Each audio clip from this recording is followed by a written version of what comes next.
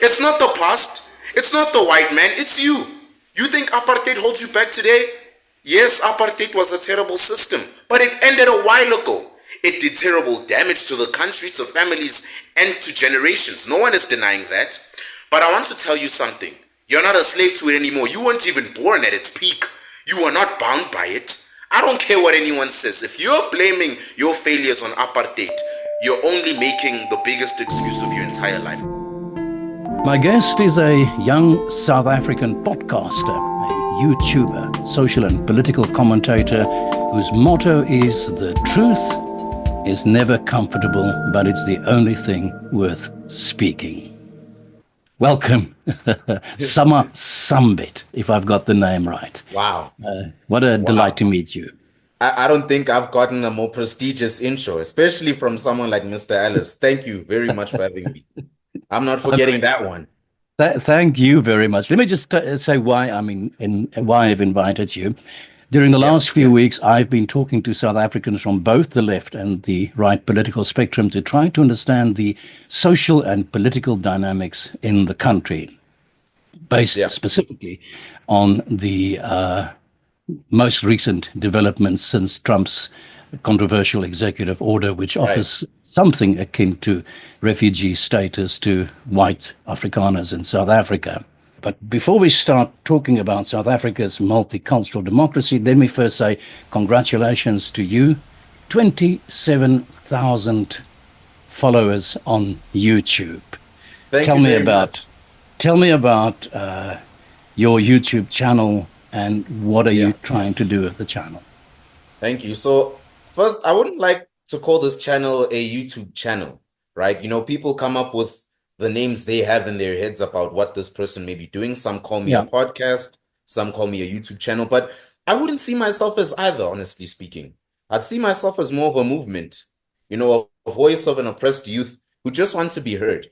You know, I remember mentioning earlier to another individual I was speaking with personally that one of the many problems of the youth and why they're rebelling, why more young men are leaving school is because they're not heard.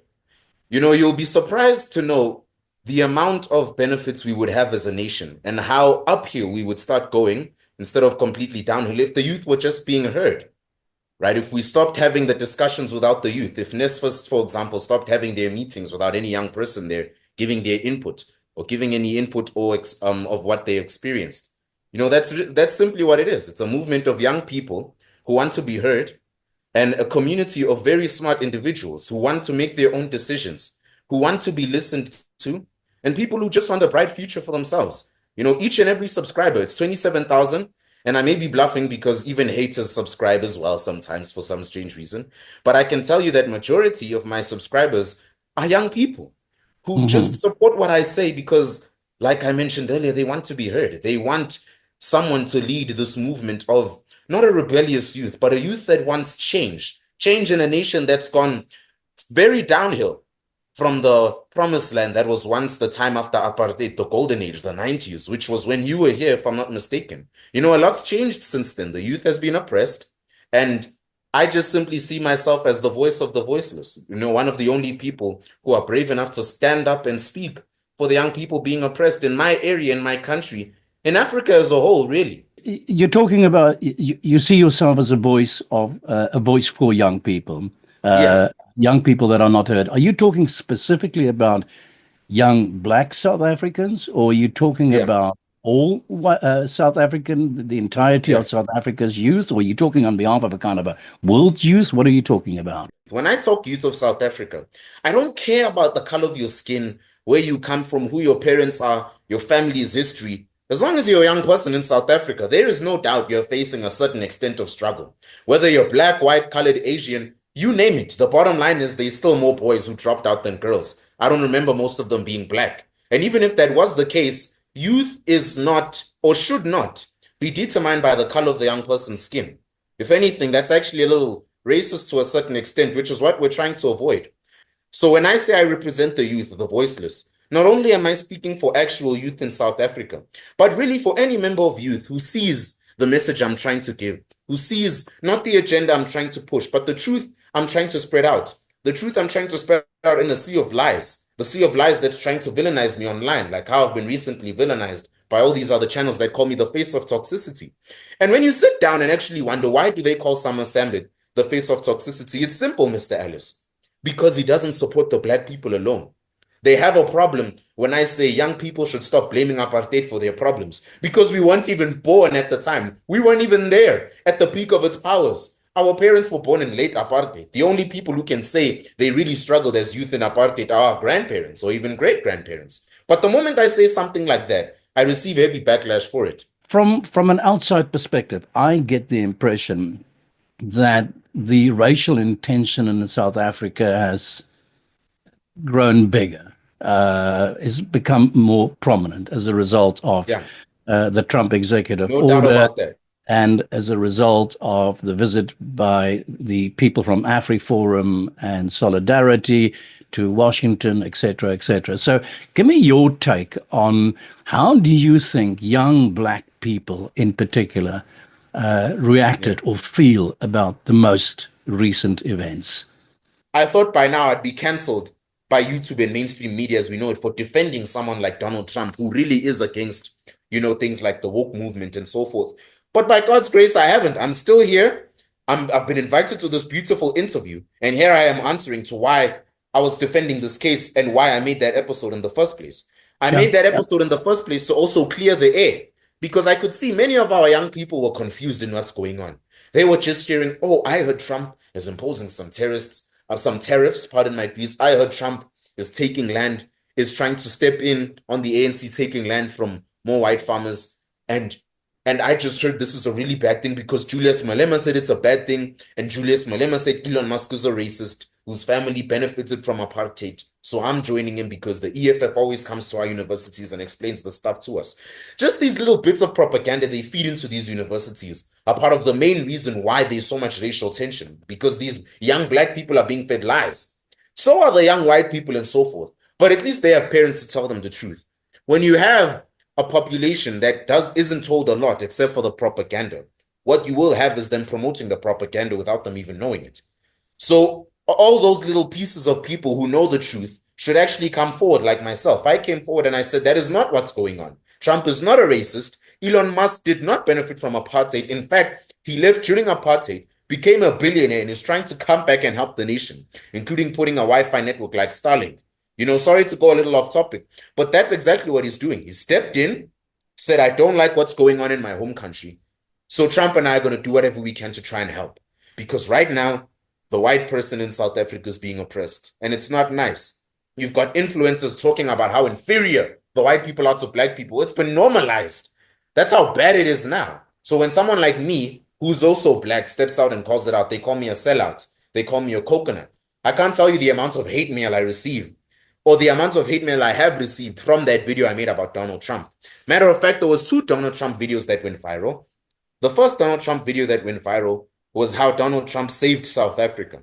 That's my more infamous one, on how I explain why South Africa was moving more into the Marxist mindset, despite the fact that EFF wasn't even in power and they were claiming to be the only ones that were trying to impose it. And then my second video was giving an update on him landing that executive order.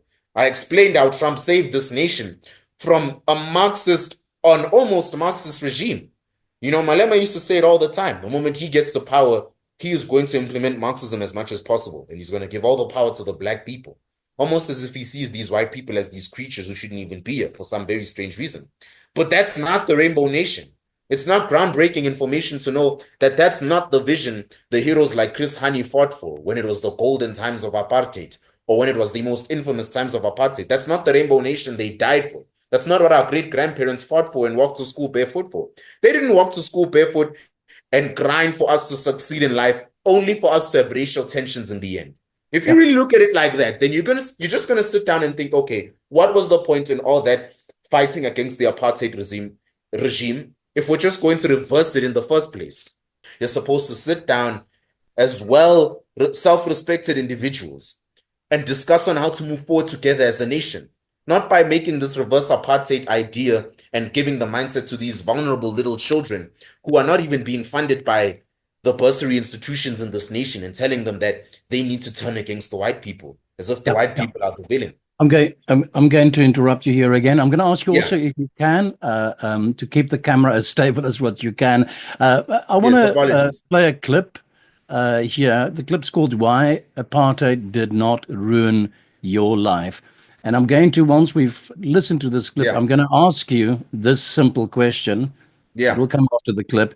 Uh, why would, in my mind, I would imagine a lot of black people getting very angry at Oh, you you have saying no the things idea. that you say. So Yeah. just before you react, let's take a listen to this clip. Why apartheid didn't ruin your life. Sure.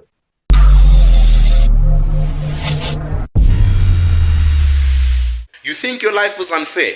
I want to tell you something about the people who actually lived through apartheid, the apartheid you complain about, your parents, your grandparents, the people who were literally beaten, humiliated, and oppressed by a government that wanted to erase their very existence simply because of their color of their skin. These people had no choice. They had no option. They were denied basic human dignity, were forced to live in a system that was built on hatred and cruelty. They fought, they sacrificed, and they suffered.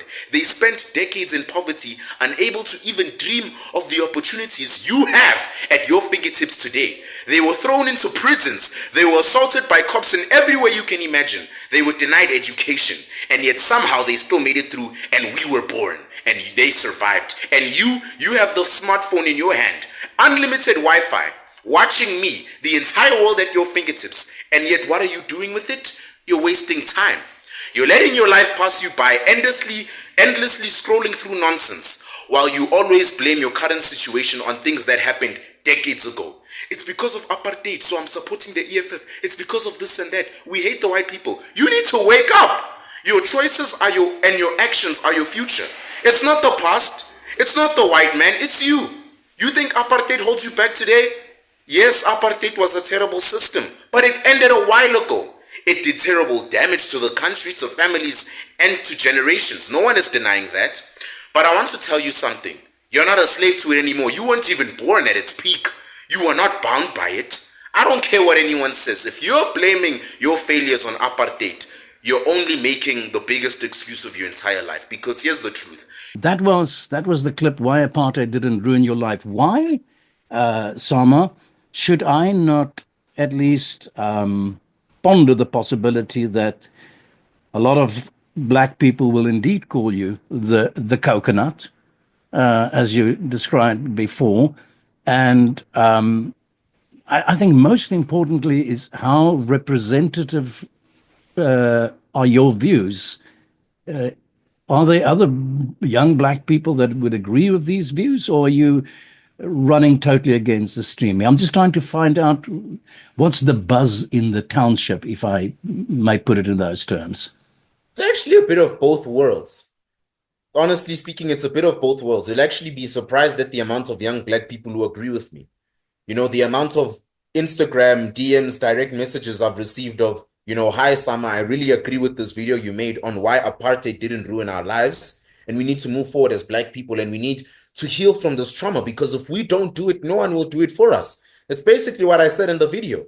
If you don't fix your problems, you can't expect anyone else to fix it for you. You need to be the one to wake up in the morning, think about what your family is going to eat today, think about where you're going to work, think about where you're going to apply for your job, and think about how you're going to be able to conquer the day. No one is going to do it for you, and suddenly no one is going to listen to you when you blame something that happened 30 years ago or even more, especially if you weren't even born at the time, which is probably why most black people agree with me. So when I say this, not only do I represent someone or people or a certain group of peoples who stand against the agenda, but I also represent the black people who agree with what I say, who actually agree and go, hey, he's actually right. That young man is spitting facts. He's right when he says apartheid didn't ruin our lives. Look at us. Look at our generation. Our generation hasn't even reached 25 years old yet. And we're busy blaming apartheid and white people taking the land. We weren't even there to see any of that. Yet we are the ones to open our mouths the moment we talk about why we're struggling in life. It was a little bit of a motivation video and a bit of a wake-up call, telling all the young black people and all the young people in general. It's not only black people that were oppressed during apartheid. That's just the harsh reality. They were the ones that got the most of it, but they weren't the ones that suffered the most. I mean, they weren't the ones that suffered only. They weren't the only group of people that suffered. Pardon my Greece. So when I said this, they actually agreed with me. Because here's the thing, and you can take this as advice for life in general. There comes a time where you need to stop blaming people for issues or anything that's going on in your life. And that's one of the reasons why the white people feel oppressed. White people who weren't even born during the time of apartheid are being blamed for the actions of their great-grandparents who probably weren't even there or didn't even participate in the actions of those who implemented the apartheid regime in the first place. Let me break in here again. I'm going to ask the question and re-ask the question a little bit. If you were sitting now, right now, in a crowded pub in the heart of Soweto, I'm just painting a picture in my own head, and you turn around now and you say, fellas, this is what I believe, and you tell the crowd in this pub in Soweto exactly what you told me right now. What would the reaction be like? You'd be surprised at the amount that would actually agree with me. You'd be surprised at the amount that would actually say, I agree with you. I support Sama. I agree with you. Let's move. Let's move. Let's come up with solutions on how to help our communities and improve ourselves as a nation. And then, of course, you'll always get that silent, I wouldn't say minority. They're not a minority at all. I'd call them the silent half. No, they'd be split into two. If I were to say something like that in such a speech, or if I ever were to have a speech like that, if God allows, I'd split the crowd into two. There'd be the crowd that actually agrees with me, like I explained earlier. And then there'd also be the crowd that thinks I'm spitting the uttermost nonsense because I know nothing about life. I'm only 19 years old. I wasn't there during apartheid, and I know nothing about the suffering they went through. But again, they'd admit one thing. They still use that as an excuse for their pathetic shortcomings today. In 2025, if you fail at the job interview, you're not going to blame a white person for taking that job. You're going to say, okay, he was the better man. He did the better interview, had the better qualifications. I'm not going to blame his grandfather for making everyone think he's better than me. That's not the case. He simply performed better than I did. And I think that's what they're doing nowadays, pushing such propaganda. If a white person performs better than you, it's racism. If a black person does better than you, then it's perfect. It's unity because Black lives matter. And it's only Black lives that matter. And screw all the white people and their mamas. And that's unfortunate. That's the unfortunate propaganda. The other half will be fed and will be pushing against me. I'll be getting a lot of hate mail. And if God forbid, I get beheaded at the end of the day, you know, by God's grace, I'll be protected. I hear you. I actually agree with what I say. I hear you. I spoke yesterday to a chap called Francois van der Merwe from the Afrikaner, and I don't know if I should call it an Afrikaner, the movement, the Bitter Einders. I'm sure you're aware of them. And we discussed some of these topics as well. He said to me at the end of the day that he does not believe that white people should apologize anymore for apartheid. Whatever that might mean. How do you react to somebody like Francois who says we don't have to apologize anymore? You know, you can only apologize for so long as a person. At this point, I think we've reached a stage where white people shouldn't care less, to be honest. I mean, if we're really thinking about this, it's been 30 years, Mr. Ellis, since the apartheid regime was even a thing. 30 years since there was a time where black people were seen as inferior to the white people because of the agenda that was pushed. It's been 30 years. 30 years of a rainbow nation, 30 years of what was supposed to have been unity and us going uphill from there. But because of corruption and people wanting their own selfish goals, you have this agenda being pushed that no, white people still have to apologize. I can tell you right now, if you apologized right now on behalf of all the white people for apartheid for some very strange reason, because some white might want you to, 50 years later, they might still hold the grudge against you and your children. For some strange reason, you can only apologize for so long. I truly agree with that guy. Afrikaans people can only apologize for so long. They have acknowledged that they made a mistake. They have acknowledged that what they did was very inhumane and degrading to the black people. But there truly comes a point where you as the victim need to acknowledge that, okay, this person who was once my enemy has apologized. And this person wants us to move together, wants us to move forward, wants us to forget about the past, wants us to forget about the past traumas and move forward as a people. And there's nothing wrong with that. If you actually do that, you'll be shocked at the progress this country should have had, instead of thinking all the black people were superior to the whites. Instead of Yeah. having this reverse apartheid regime where our kids are being taught to look at white people different from black people for some very strange reason, where our children are being taught to judge people by the color of their skin, to pick their friends by the color of their skin, because at one point there was a time the whites had oppressed the black people. That time is gone. That time is gone. And guess what? Most of the people still blaming apartheid today weren't even born at the time. The Yeah. ones like our parents have long moved on from that.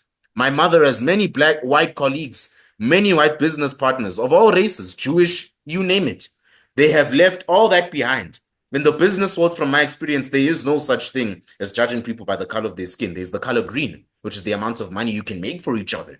You can only apologize so long as a person and as a people. So once again, I agree with that guy. There has to come a time where you stop apologizing. There has to come a time where you yourself acknowledge the fact that I have apologized for what I've Yeah. done. And if they're not going to accept my apology, then I can only do so much. Okay. I'm not Let going me, to let me, crucify yeah, myself. I hear clearly what you say, and I'm going to just Yeah, ask you this question again because I feel yeah, obliged to ask you this question. If you sure. stand in the middle of the township now, in the middle of a marketplace in the township amongst Yeah. thousands and thousands of disenfranchised and very, very poor Yeah, people, and you say what you tell them what you exactly told me now, yeah. how safe will you be? Will they react Oh, very angrily, or what will they say to you? I don't know, Mr. Ellis. They'll react greatly in the moment. They'll react greatly after the speech. Because the simple truth is not every black person agrees with what I say. Yeah, Some black people want revenge. That's how they live. That's how they've been yeah, raised at home. That's the yeah. agenda that's been drilled into them by the many news channels. That's Okay, been, let me interrupt you right here yeah, again. sure. Help me to understand. I'm going to ask you to take the temperature in the township on my behalf. Help me to understand in terms of percentages. If there's 100% of the folks in front of you, what would be the percentage of the people that will say, "Yeah, you're Yeah. right, you've got a point," and what will be the percentage of the people that will say, "How dare you say these things?" Well, in my honest opinion, a rough estimation would be about a good 45%. A good 45% of people from the very deep core of the, townships, like you mentioned, the Sowetos and Alexandras, would actually agree with me, surprisingly. Because most people don't want revenge, Mr. Ellis. They want improvement. They want a better South Africa. And then you're going to have the majority, 55%, who just believe all white people should die. And that way, all our problems will be solved. So, very honestly speaking. Yeah, yeah. I hear what you say. I want to talk about your own personal experience. Tell me a little bit about uh, where you grew up. And what I particularly want to hear is at what point, as a young child, young teenager, whatever the case may, as you were growing up, were you introduced to the information about apartheid? At what point did you learn about apartheid, and how were you taught? What were you taught about apartheid? So thanks be to God, I was actually raised in a very balanced household. Both mother and father present. It's not, the stereotype might say that's not common in the black community. And unfortunately, I can't disagree with them. So I was Yeah. very blessed to have such a household, especially in a community I was in. I grew up in Rudiport, South Africa. And I was also blessed to go to a Catholic school where I was shown religion. I was taught about God at a very early age, taught about all the right ways to look at life. This was a Um, multiracial school, I imagine, definitely, black and definitely, white yeah. kids together. Yeah. You met kids from all backgrounds, Mhm. Jewish, black, Asians, foreigners, even. I was blessed to have that experience, which is Yeah. also why that propaganda couldn't be pushed into me because I also had very reasonable parents who had business partners of all races who were very non-biased, who taught me how to look at life in a very non-biased way and how to see things as they really are and always question. I had a science teacher in the 8th grade who always used to say, you must question everything and anything I explain to you. And you must do the same for everything you're taught in life. And my parents used to say the exact same thing. And this is where it got me, Mm. questioning everything I've been told. Most people don't question what they're told, which is why they just follow the crowd. That's why there's so many black people that hate white people. They don't even question. If you ask the black person, why do you hate a white person? They'll tell you they took the land. And you ask them how they know that, they won't even answer that question. I was lucky enough not to be led through that crowd. I was lucky enough to be taught in a non-biased society. I even grew up in a neighborhood of majority white people. I was just, I had that privilege. I had that privilege to be exposed to these many things that the average black child couldn't be exposed to. And as a result, I wasn't able to be indoctrinated with all this false doctrine. And I Yeah. was also able to question things and be non-biased. I always used to be invited for debates in class, history debates. I was lucky to have that. And that's literally how I grew up. And I'm not going to lie, I did a lot of self-study in the process. I'd say from about the ninth grade was when I started getting more interested in history and Yeah. started doing some self-study on past world events and so forth. I started learning more about apartheid, learning more about Nazi Germany, learning more about bin Laden and 9/11, just giving you some small examples into the many things I was studying. Because self-study was always emphasized in the environment I grew up in. Not everything you learn is from school. I was taught that again at an early age. Some people only learn that when they finish school, when it's already late for them, when they've already reached that age of adolescence where they think they're clever and they know everything. I was taught that self-study is the most important in a man's life. You must study all your life. Don't waste any amount of your time. And that's how I started to really get into this niche, as you may call it. That's how I started to get into this or these discussions of how Yeah. apartheid really Well, affects us as people. let's focus then on that. When Yeah, you introduced to I would imagine in the history class the history of apartheid or whatever. I'm not quite sure yeah. how the curriculum works.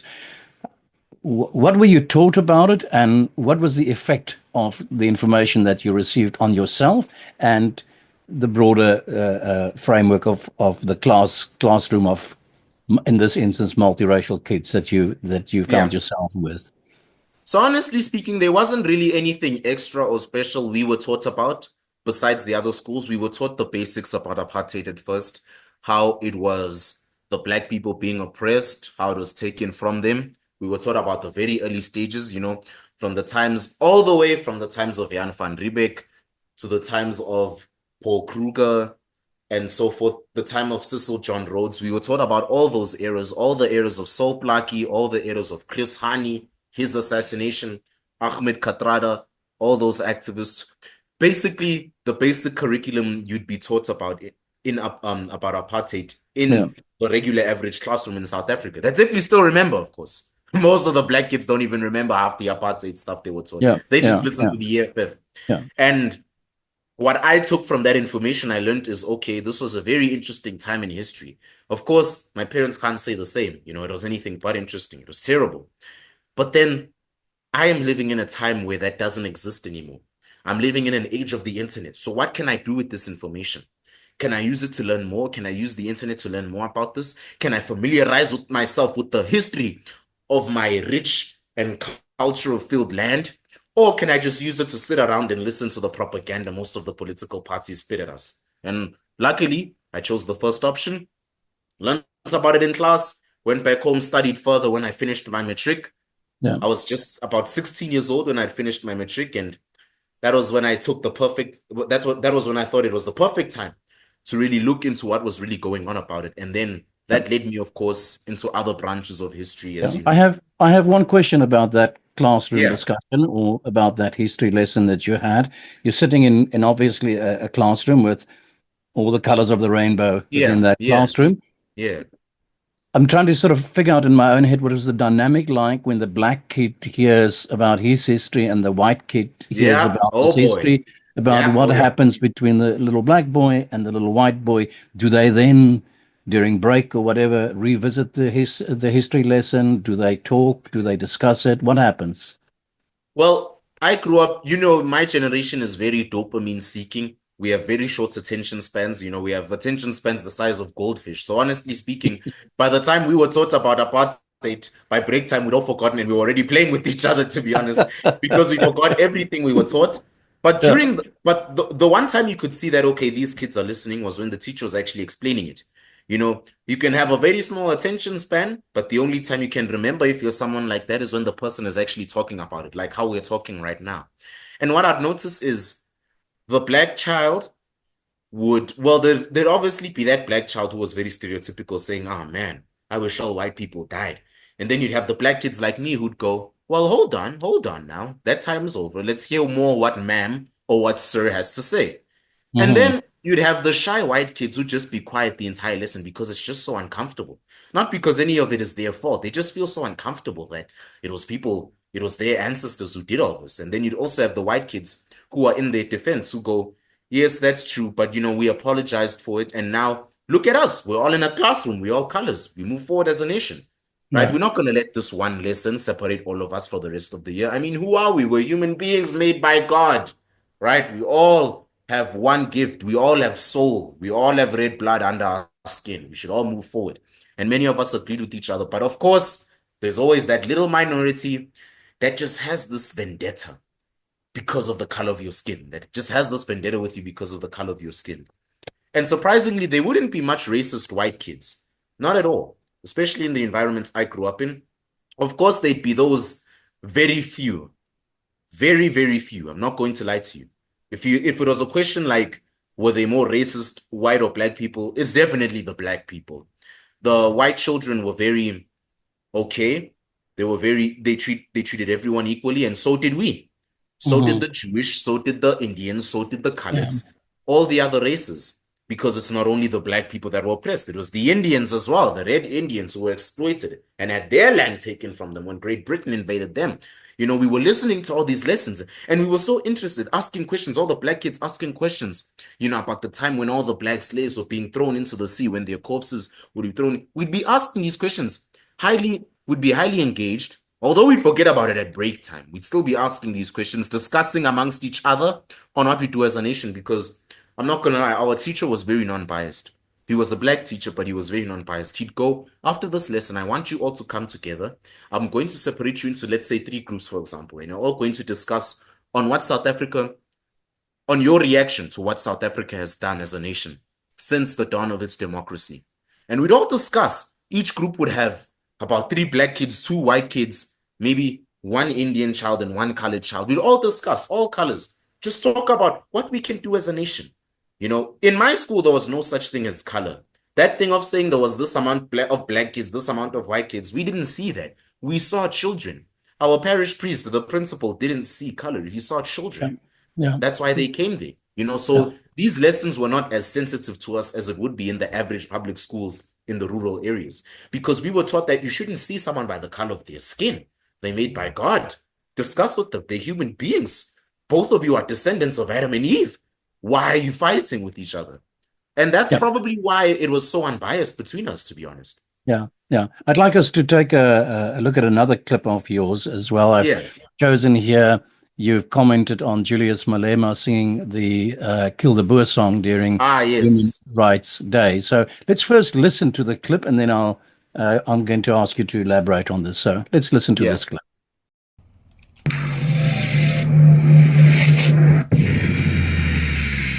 Name a better way to celebrate Human Rights Day than sing Kill the Boer and exploit all the white people as we know it. Name one. I'll wait. No, seriously, I'm waiting. Name a better way to celebrate Human Rights Day. Because apparently in South Africa, we have a new definition of human rights. It's not about justice anymore. It's not about equality anymore, even unity. Oh no, it's about revenge, chaos, political scams disguised as revolutions. And leading the charge, none other than Julius Malema, the man who claims to be a fighter for the people. But somehow every fight he picks just happens to make him richer. Funny how it works, isn't it? Malema stands on a stage, sings Kill the Boer, the farmer, and people cheer because he's the hero, he's the revolutionary, he's the freedom fighter. Let me ask you a question. How much has your life improved since he started screaming all this nonsense? Are you richer? I'm guessing not. Are you safer? Nah. Is your electricity more stable? Hell no. But Malema, oh, he's doing just fine. In fact, he bought more expensive suits this weekend, more luxury cars, more million-rand houses, while his supporters are still struggling because he just had to celebrate the long weekend. So tell me again, who's really benefiting here? Because it sure as hell isn't you. Summer, Yeah. I hear your reaction. Um, is there any justification for Malema to say, well, this is part of our history, this is a struggle song? I Yeah. get it, you understand Yeah. why white people are so offended by this song. Definitely. As an unbiased person myself, there's a fine line between defending yourself as a people and then just downright being racist to the other people. Singing Kill the Boer is going to do nothing for the nation. If I ask the black guy down the street, what is singing Kill the Boer going to do for us? What is it going to do? Is it going to reverse time? Is it going to get an angel to step in when the apartheid regime was implanted in South Africa the many years ago? Is it going to stop Chris Hani from being assassinated back in time? It's not going to do anything. And if you ask that guy down the street, he's probably going to tell you, yes, it will. It's going to get us our land back. It's going to tell the white people that we're not scared of them anymore. But that's the thing, sir. You're not supposed to tell them you're not afraid of them because you're both people. You're both descendants of David and Abraham. You're both the same human beings. There shouldn't be anything that separates the two of you. Yes, you have different forefathers, but then there's a fine line between defending yourself and, like I mentioned earlier, being racist. Julius Malema is a racist. Everyone knows that. He's a racist who is against whites. He'd have a fight with a white before he'd go have an argument with his wife about who left the toothpaste lid on this morning. He'd call a white person a dog before he'd send his kids to sleep at night. You know, I'm not trying to insult the man here. I'm just trying to give you some unique examples to how far he's willing to go to push a certain agenda. Yeah. And if you look at all the supporters at his rally that day on Human Rights Day, you look at all these people, you look at all these black people, you think, okay, all these people I see, there's one thing they have in common. And you want to know what that is, Mr. Ellis? They're all poor. There is no rich individual. There is no self-independent individual that will vote for the EFF or that will proudly say, I vote for the EFF. And if they do, they are either one of the most vile racists this world can see, or they have something seriously messed up about the way they think. Now, why do I say this? It's because I analyze crowds. You look at Julius Malema's crowd. You look at the way he was singing Kill the Boer. Most of these people were poor people who were vulnerable and needed someone to tell them, it's going to be all right. Let's just select a villain and tell them why they need to leave. If you take a group of vulnerable people, pardon my Greece, and you give them a villain, you give them a story, and you tell them this fantastic story and you motivate them to defeat these villains, they're going to be on your side no matter what, because you've done what? You've emotionally manipulated them. And that's what Julius Malema is. He's an emotional genius, has emotional intelligence of unparalleled value. The man knows how to move a vulnerable crowd when he knows how. He knows any vulnerable black person finds Julius Malema relatable to them. Despite the fact that Julius Malema was never a poor black person in the first place, he knows how to make a poor black person relate to him. And that's what gets him all that power. That's what makes him be able to sing, kill the white person, kill the Boer, kill the whatever, and getting away with it. They recently took his party to court and nothing was done. But if a white person did the same and sang, kill the black person, they would be crucified faster than I can say the word racism. If we're honestly speaking, that's how South Africa's become. Yeah, let me break in here. Two questions that comes to mind. You talk about Julius Malema's crowds, mostly poor black people. Your critics within the black community will probably suggest that you are a child of the privileged. I don't know if you are. I'm going to ask you whether you are or not. But more important, that's my first part of the question, is do you come from the privileged classes in South Africa? The second question is simple. Those poor people that are chanting the song together with Julius Malema, are there any chances in your mind, any possibilities that some of those people may take this song up, not meant in terms of it being a traditional struggle song, but will actually take the words literally as it is spoken? Whether it's a struggle song or not, the title Kill the Boer should not even be a title that's spoken about in 2025 in a supposed rainbow nation, South Africa. And for one reason alone, we were supposed to be the rainbow nation we were fighting for during the times of apartheid. Singing Kill the Boer gives the wrong message, not only to those who don't understand it, but to those who sing it repeatedly. Those who sing it repeatedly obviously will get hypnotized by these lyrics. And obviously both those who understand the lyrics and those who don't will come up to one agreement. The white person is the villain and they need to leave, despite the fact that they are Africans as well. I don't remember Africans being judged by the color of their skin. And unfortunately, that's how many people portray the song Kill the Boer. You can tell me about how you didn't mean it all day. You sang the song Kill the Boy at the end of the day, which is very offensive. It's like if someone does the Nazi salute in the heart of Soweto, they can say, but I didn't mean it. In the end of the day, dude, you still did the Nazi salute, which is very disrespectful to the Jewish community and to some of the black people as well. You're not going to tell me how much you didn't mean it after singing the entire song that glorifies the fantasy of killing someone of another color or the fantasy of destroying or wiping out an entire population. That's not humanity. That's not what God wants. Yeah. I thought we Yeah. were a nation that was God-fearing. That's simply not what he wants. Okay, I get that. 55% of South Africa's people, according to the World Bank, lives under the poverty line. Yeah. Question number one, do you think that we take enough notice of that? But the more important question that I want to put to you is, do you think that apartheid, the legacy of apartheid, is to be blamed for that? And the reason why I'm asking you is because I'd like to get your view on, obviously, the corruption in the country. So what I'm trying to ask you is, do you think that we should just simply turn around and say, well, you see this 55% of this incredible poverty that the people find themselves, it's all to be blamed on apartheid? How correct is that Yeah. assessment? Oh, if anything, that's more incorrect than me saying penguins can fly, blaming everything on apartheid. That's like me blaming my parents for the reason why I failed my exams. The last time I checked, it wasn't them that were studying for me. It wasn't them that were qualifying for me. But nonetheless, the reason why there's 55% of the nation who are under the poverty line is simple. Look, apartheid does have its long-term effects that still play effect now. There's still some black people who have that mindset that they can never do better than a white person. It's just one of those, long post-mortem effects apartheid has. But it's nothing physical. It's just a mindset, right? The black people have this mindset now. It's a mindset of violence and glorifying violence, fatherlessness, and so forth. That's one of the many long-term effects oppression has had on these people, which is quite sad. But now, here's where you can turn the entire thing. And I hope every black person who's listening to this takes notes, or at least just listens to this part of the interview if they were too lazy or too busy to listen to the entire thing. I want them to move to this part. Now, you are oppressed as a person. You know that you're from a disadvantaged background. You know that things didn't go well for your great-grandparents and parents. It's not your fault, and you've suffered as a person. You've struggled a lot, and so have your relatives. Now, what do?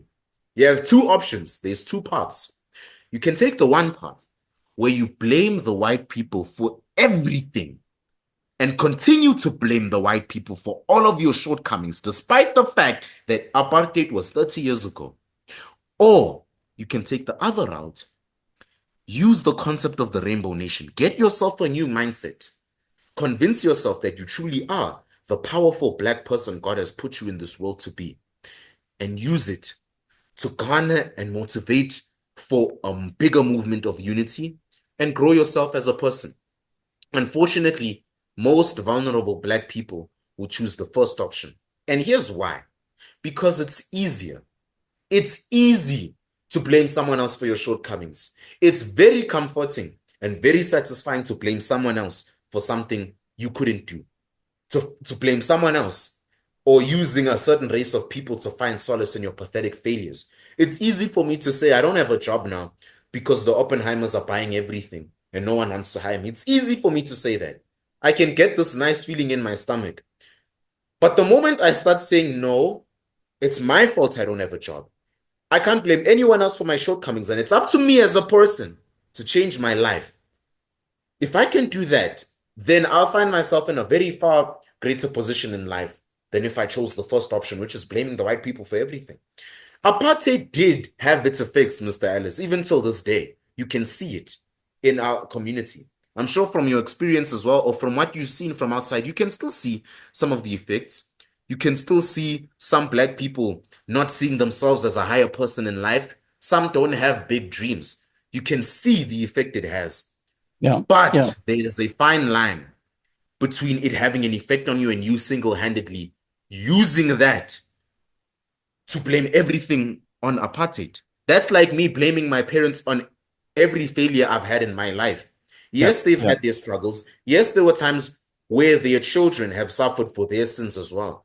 But Yeah. there's a Yeah. fine line between me blaming them for their actual things and blaming them for downright everything as we know it. Yeah. Yeah. What you really are saying to me at the same, what I hear from this is you're saying take responsibility, and that takes us to the next Definitely. clip. Takes us to the next clip that I want to share with Yeah. our viewers. How South Africa's youth must escape the what you call the Kazi mindset. Yeah, the Kasi mindset. Let me play the clip, and then I'll ask you to elaborate on that. Sure. You know what Kasi is? The township, the hood, the block, where many of us were born. It's where the music was loud, the gossip is hot, the talent is raw, and dreams are buried. Let me be clear. Kasi isn't the enemy. It's the mindset that kills. The Kasi mindset is this toxic belief in a system that says, I need to look like I'm rich even though I'm starving to death. Real men don't leave the hood. Struggle is something I can be proud of. Education is for sellouts. Having ambition is acting white and you're a coconut. And worst of all, I'm a victim. Victim of the government, victim of apartheid, victim of the system, victim of the rich, victim of the successful, victim, victim, victim. How long will you cry? The Kazi mindset. Yeah. Tell me about that. The Kasi mindset is a very unique name I came up with. A certain mindset many of our young people have. Unfortunately, mostly amongst our black youth. The Kasi mindset is that mindset where we glorify struggle. We glorify oppression. We glorify being the victim, playing the victim. We glorify villainizing other races. We glorify all these ways of stereotypically looking at life in a certain way. The Kasi mindset, you could also call it the oppressed mindset. It's the mindset you'd expect a slave to have. A slave villainizes the colonizer. A slave villainizes the fact that the business owner is taking all the money. But the reason why I called it the Kasi mindset is because we're not in that stage anymore. We are in 2025, the year of our Lord, where there are still black people, there are still colored people, there's still white people, there's still people of all colors in this nation who think like that. There's still people of this nation who still think that everything is to be blamed on the white person. There's still people in this nation who still believe that the white person should be blamed for every one of their shortcomings. There's still black people who still believe they shouldn't see any other black person move forward. There is a musician who is called MT. He's not dead. So he's called MT. He's a modern musician, of my generation, and he reached his peak around 2017, 2018. And he had this certain lyric I always used to think about in one of his songs. It used to go, umuntu omnyama akafuna ukubona umuntu omnyama oya phezulu.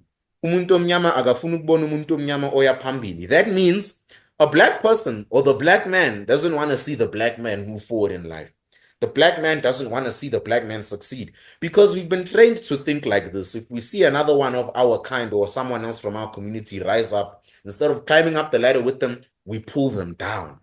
That's the mindset we have. That right there is the Kasi mindset. If you wanted to explain what the Kasi mindset is to someone, you explain that.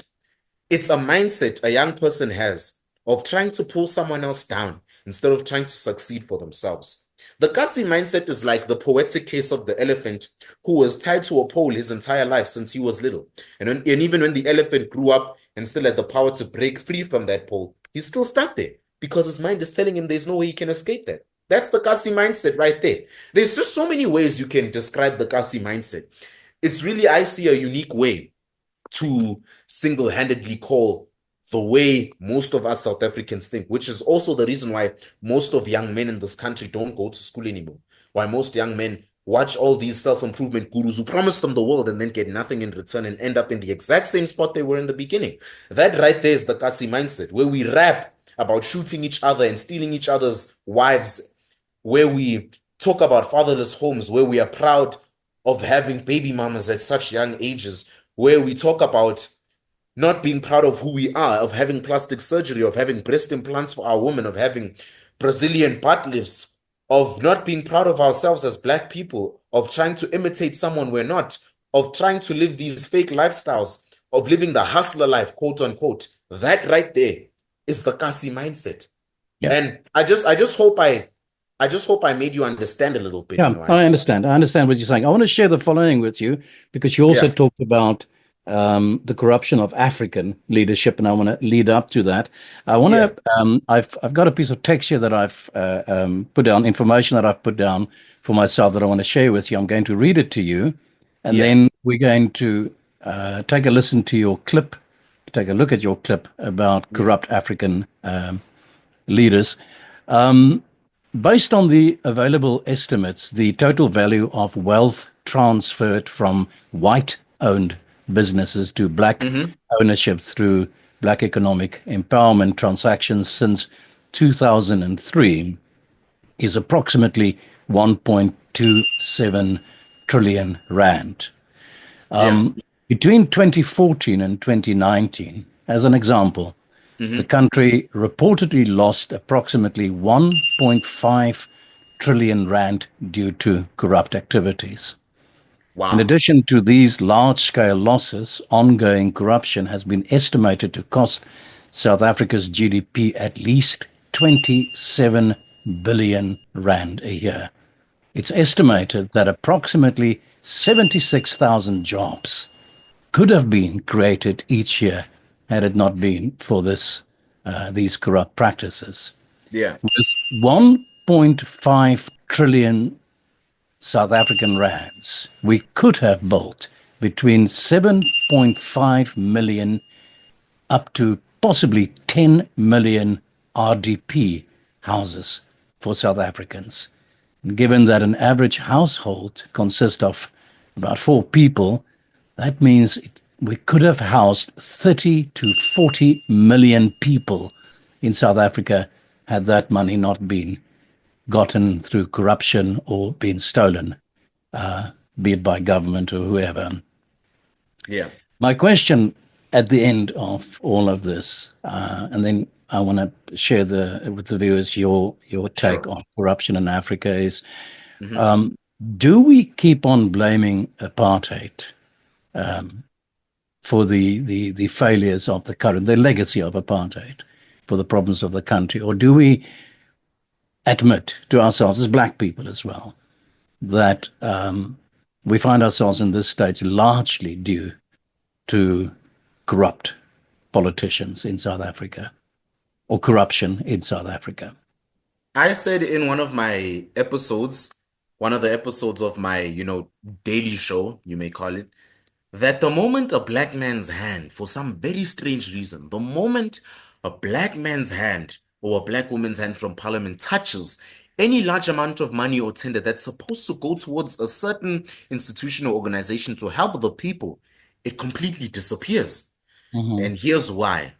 By doing so, they can find an excuse for that.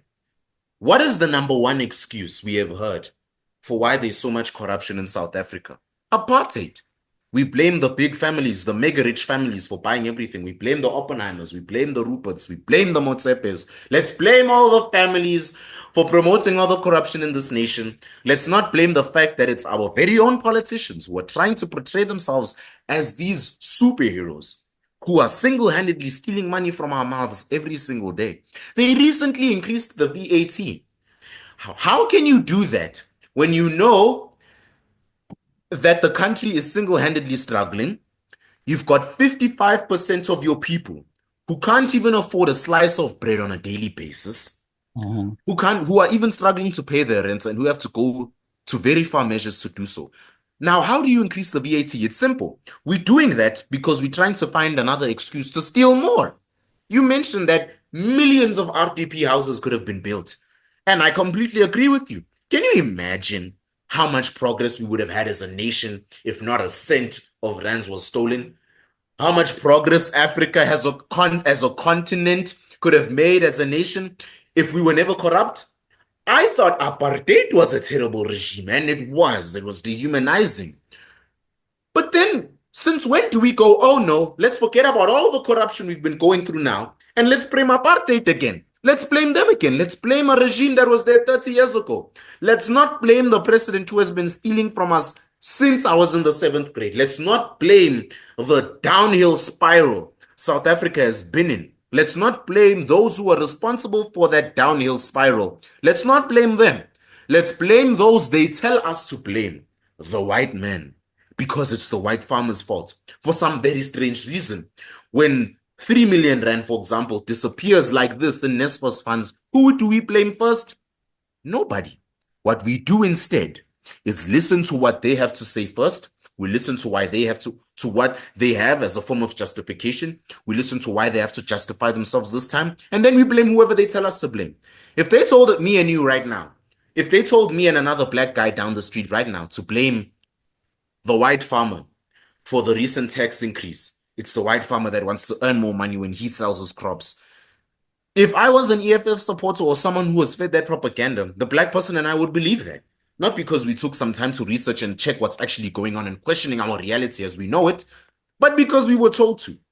And that's what you get when you keep oppressing the people. You get a nation of these robots who you tell what to do, who you program, who you tell not to question any of your actions, and who you tell to blame a certain villain you've painted to them.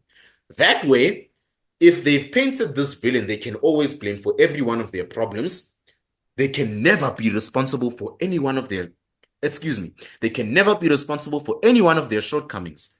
I'll give you an example. Angie Motshekga moved from the Minister of Education to the Minister of Defense. Now, as a regular average law-abiding citizen, you don't even have to be South African. You ask yourself this question: how on earth does that happen? How on earth does someone move from Minister of Education to Minister of Defense? How do you move from a classroom to managing the army? It's things like that. Small things like that you need to question. But we're not motivated to question that. Matter of fact, most black people don't even know she's no longer the Minister of Education. We just know the white farmer is the villain and we should always kill them because we sing it all the time with Julius Malema and they're the main villains and we should blame apartheid. Forget the fact that we've become the rape capital because of ourselves and our very own actions and how we raise our children. Forget the fact that corruption has increased tenfold since the dawn of democracy in this country. Let's forget all that. Forget all that. It happens all the time.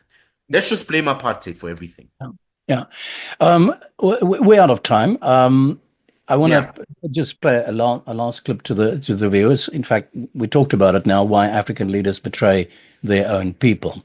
Let's take a look at this clip.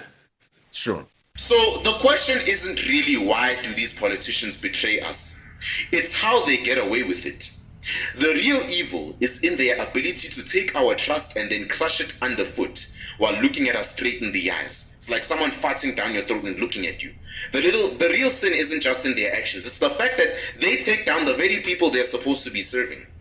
They don't see you and me as citizens. They see us as wallets. We are the ATM they go to whenever they need more money. That's the true crime. So the next time a politician gets in front of a camera and starts spewing nonsense about progress, growth, and all that rubbish, ask yourself this: is this the person who's robbing me blind while making me pay for the next yacht they're gonna own? Spoiler alert, yes. But don't let them get away with it, like how we Africans have been letting them get away with it for the past God knows how long. So what's the solution? How do we break this cycle as Africans? Well, step one, stop idolizing these people. Stop idolizing politicians. They're not gods. They're not saviors. They are public servants. And if they fail, we fire them. Simple. Step two, hold them accountable. If a leader fails to deliver, he needs to go. No excuses, no second chances. Step three, economic independence. Africa has enough resources to feed, power, and sustain itself. So stop begging, stop borrowing, and start building. Step four, reclaim the narrative. Right now, the world sees Africa as a charity case. We need to change that. All right, no more Mr. Beast building 100 wells over here. What the heck? Step five, stop waiting for permission. If we want change, we need to take it. No one is going to hand it to us. I know this was a lot. I know some people will get mad, but who am I kidding? Summer Sambit gets people mad all the time. But sometimes the truth is like medicine. It tastes bitter, but the only way to heal is by taking that medicine. Because at this point, it's clear. African leaders don't just betray their people. They have built entire careers out of it. Eddie Guerrero style, lie, cheat, and steal. But here's the real question. How are we going to accept it? African leaders have been betraying their people for way too long. And it's time you and I stopped accepting it. Because at the end of the day, leaders only have power if people allow them to have it. And if African leaders refuse to change, maybe it's time the people do. Because at the end of the day, if we don't fight for a better future, Who will? Why African leaders betray their own people. It's a small clip that I got from, I'm not sure if I should call it a YouTube cast or a podcast, but be it as it may. Yeah. We're really out of time. I want to ask you at this point, again, for the black viewers that might be sitting and watching this, and I know that there are a number of black people that are following the stuff on this channel as well, Yeah. is how do I explain to them, the critics on the far left spectrum of the viewership, that you're not a coconut, that you do speak on behalf of at least a proportion of South Africa's black communities? Now, this is what I say to many of my students in my realm of reason. I hope you So don't mind the question. I just ask you now some of it. definitely not, In all most fairness, definitely. I think I have to. Yeah, I'm actually really delighted you asked that question because it's a question I get a lot in my realm of reason.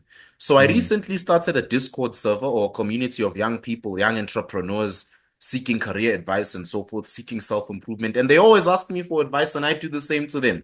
And they ask me the same question you asked. How do I explain to a harsh black critic that I'm not a coconut? I'm just trying to tell the truth. And I told them this, look, there's nothing you can do about what someone sees you as. People will always have a perception about you. There is honestly nothing you can do about that, and you can't care really. But what you can do is make your message be known. As long as your message is known and not mistaken for anything else, as long as they don't twist your words, as long as they know that this message is like this and so, and he preached XYZ because of APC, then that's okay. Whether he sees me as a coconut or someone trying to represent the whites or something, or someone trying to be the president or someone who has a deep vendetta with Julius Malema, that's entirely on them. My job is not to change the way you think about me. My job is to tell you the truth in a sea of lies. I'm sure yourself you faced many times where people you would say falsely thought of you. They had this false perception of the type of person you were. And I'm sure you'd agree with me if I said there's nothing you can do about that, really. People will always have an opinion. It takes a while to stop caring about Yeah, what people have to think about you, but that's part of the journey. It's part of the journey. It's one of the consequences you have to face when taking something like this. It's one of the consequences I had to face when I started this channel. It took a while. I'm not gonna lie, yeah, Mr. Ellis. It took a while yeah, for me to realize, okay, maybe I should stop caring about what people think of me, and maybe I should just continue doing what I do best, and that's spreading the message of truth. And surprisingly, nothing happened because nothing is going to happen if you just don't care about what people think yeah, about you. yeah, What you should yeah, do is make them listen to your message, not yeah. you as a person. You as a person is completely irrelevant to the message. It doesn't matter who you are, where you're from, what you had for breakfast this morning, whether you support Manchester United or not. If that's not the point, it should be, is his message right? And is this young man telling the truth? Yeah. I think it's very important that you are allowed to have your voice. Yeah, And I must commend you, and I must say to you that I think you're very brave. And thank you. I'd like to Thank you. congratulate you on that as well, because obviously you'll get a lot of slack for the things that you say, but I do think Yeah, it's part of the discourse, and that you need to be heard. I have one very last question, and definitely. then again to say, have to say goodbye to one another. South Yeah, Africa's multicultural, multiracial democracy, yeah. uh, it's shaky at the moment. Do you still believe in the ideals of the Rainbow Nation? I honestly do. Because now, like how you asked, do I believe in it? Definitely. But now the question is not do I believe in it? It's is that actually taking part? Is that actually being taken into action? And that is an unfortunate no, because now what they've done is they're really smart with it, Mr. Ellis. The leading party like the ANC has seen that, okay, the majority of people in this nation are black. So what are we going to do? We're going to villainize the whites. That way, we all have their votes and then we can always win the elections. It's just an example. Am I saying the ANC does that? Not exactly. Am I saying the EFF does that? They may, but not in the exact way I just explained it to you. But they're really smart with it. This thing of pushing the Rainbow Nation and so forth is good. But it's not a question of do you believe in it? It's just a question of is it actually happening? It's like a question they ask you in class. Do you believe this is the answer? If you do, then that's fine. But did you write it down in the test? And if you didn't, then that's another issue. We can talk about how the Rainbow Nation is a good thing all day, or if we believe it's real or not. But the honest truth is it's not being implemented. I believe we're in a soft dictatorship where if one government says one thing, it's going to happen just like that. We fought against the 0.5% VAT increase, and look where that got us. We lost. Now we have to pay more for everything. Bread is about 20 Rand. White bread is about 20 Rand. What are the parents going to feed the kids now? The parents who earn like 3K a month, what are they going to feed the kids? All colors, not just black people. But as long as the government said it's going to happen like this, then it's going to happen like this. They may delude us into thinking, no, they have their discussions. They'll make us believe we have a say in what really goes on behind the scenes. But let's be honest, Mr. Ellis, we don't. What we can do as a people is unite and say we're not going to be controlled anymore. And that's the most powerful thing you should do. All right, I'm not going to come here and say, yes, I believe in the Rainbow Nation. I do. But it's not what's going on right now. We are a blessed nation. We've got all races here. Blessed nation, great culture, great atmosphere, fantastic people, a great loving and welcoming community. But there's one thing they'll all tell you. We are being oppressed. We are being oppressed. Anyone will tell you that. From the hardworking single mother who's overworked and underpaid wherever she's managed to get herself working, to the young person at college who can't pay NSFAS and has to use other ways to pay the landlord. So yes, I do believe in the concept of, the multiracial power, rainbow nation and so forth. Whatever you may name it, I do believe in it. But it's simply not happening. I'd be lying to you if I said that's really what's going on in South Africa right now. I'd be lying to you if I said we weren't being oppressed. I wish I could say, yes, the Rainbow Nation is a thing in South Africa. It's not. We promote it. We want it to happen, but it's not happening.